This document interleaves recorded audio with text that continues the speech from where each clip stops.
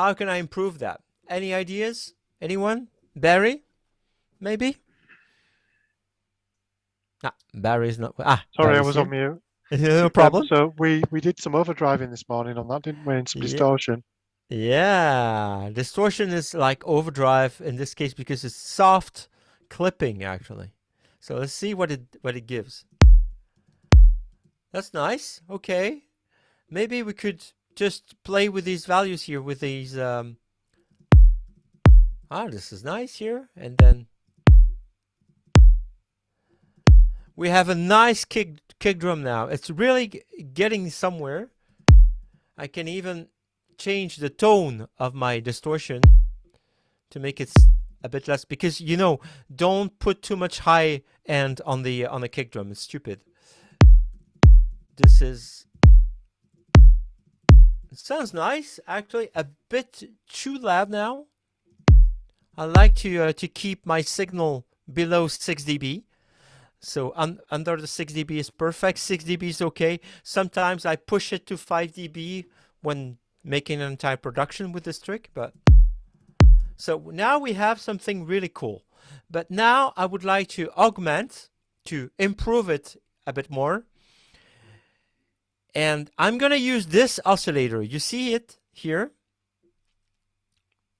And I already have these envelopes set up. So I'm going to use the level of oscillator 2. I'm going to trigger it with envelope number 1, which is really short. It's going to give me a bit of this saturation every time I trigger the sound. It's really subtle.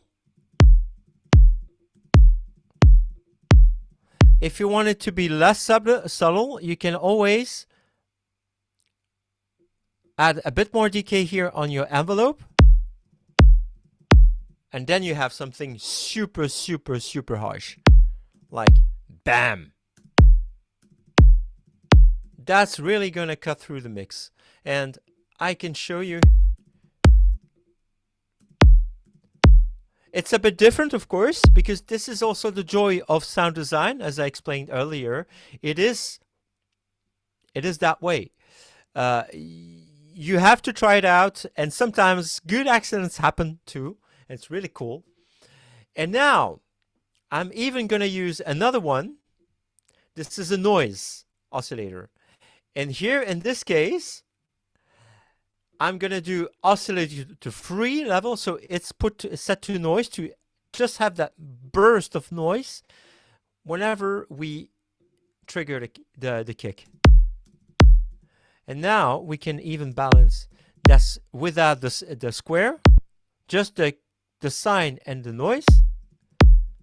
And you see, that's just that little bit of, makes a world of difference. And that one, they're all generated by our envelopes here, nothing else. And then I can use this to come on top. And this, now I can even tame the pitch 1, 2, 3 on the envelope 1 here that I'm using. That's maybe a bit too much. You really have to go bit by bit, to nudge it up, down. You see the difference it makes. It's just crazy at this point.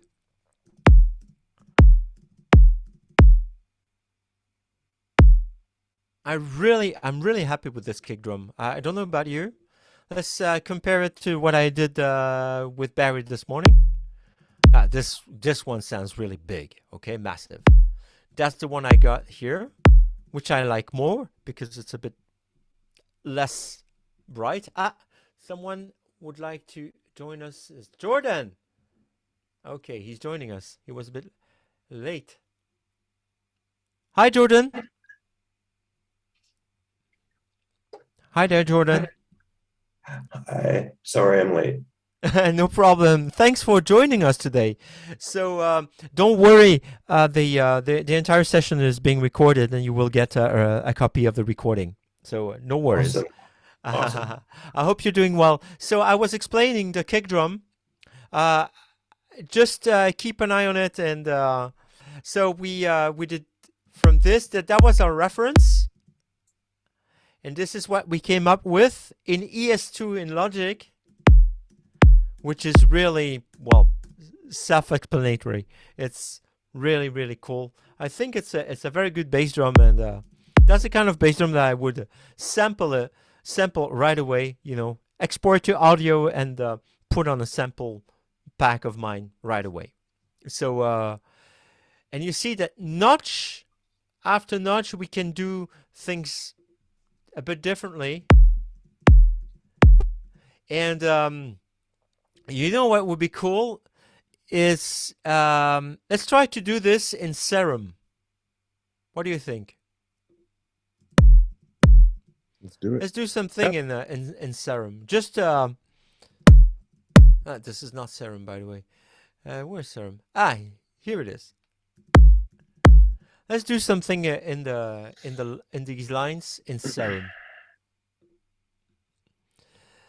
So you see, I've been using minimal things here in ES2.